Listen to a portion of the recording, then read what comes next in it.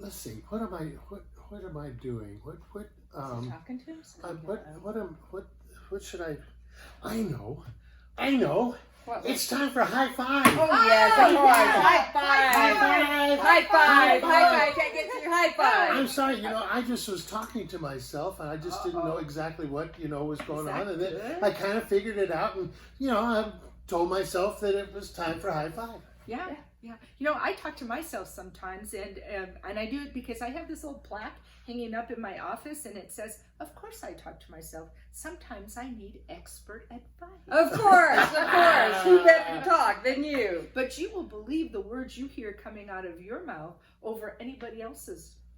And that's a scientific principle. As a matter of fact, the words that you speak out loud have the ability to line up your cells according to your belief in your heart. That's how powerful words are. So our self-talk needs to be important. That's the saying I used to hear, is that I talk to myself because sometimes I need an expert on the subject and I need a good listener all at the same time. There you are. Yeah, everything. But you do, this is one of the realms of faith, or one of the faith principles, I think, is that you do believe yourself. Yeah, you do. More than you believe maybe other people, because you wouldn't willingly lie to yourself. Yeah. Now you can be trained and convinced to lie to yourself, or mistakenly saying some things that you think are true that aren't true. Yeah, but you wouldn't deceive yourself on purpose, because you're deceiving yourself. Exactly. So you always act in truth with yourself. So it's good when you act in truth with yourself. There's another realm of truth that we can point to, and that's whatever God says is truth.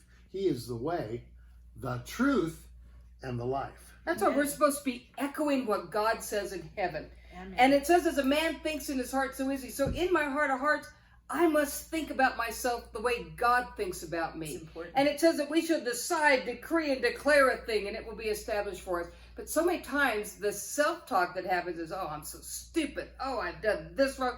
Oh, I can't stand me.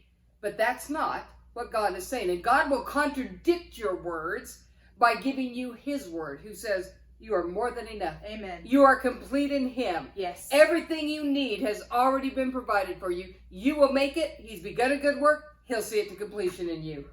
I like what David says in Psalm 42, verse 4.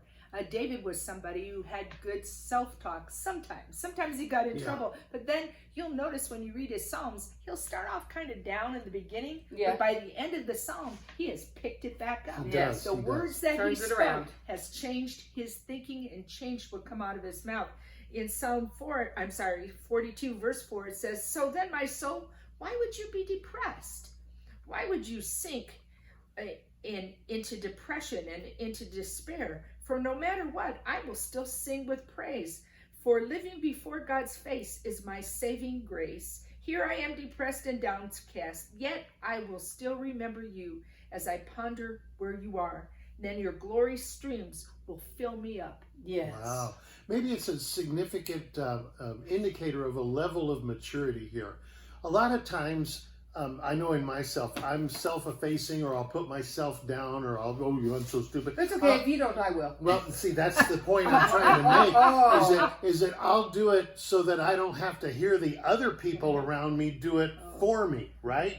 In other words, you put yourself down first. You don't have to hear it from other people. Maybe we shouldn't be so quick to rely on what other people think in the first place. Maybe it's a sign of maturity to know, you and God get together on a subject and everything like that, and then you don't need to really care all that much about what people around you think.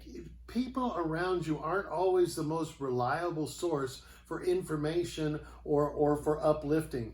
Ask Job.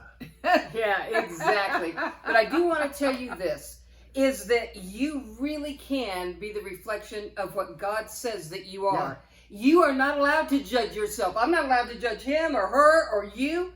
You are not your own. You're bought with a price. You belong to Jesus. Treat yourself just the way he treats you, as his bride, as his beloved, as his wonderful child, as the apple of his eye. Well, you're not allowed to judge yourself on your terms. Yes. You must judge yourself according to his terms. Sure, you judge yourself healed. You judge Yep. yourself righteous. Yes. You judge yourself the way he does. Not according to circumstances, not according to what you see, not according to what you hear. Yeah, Amen. that's right. You know, be kind to yourself and let the words that come out of your mouth reflect a kindness, because God feels kind towards you, and the words that he is speaking are filled with life. Be kind to yourself.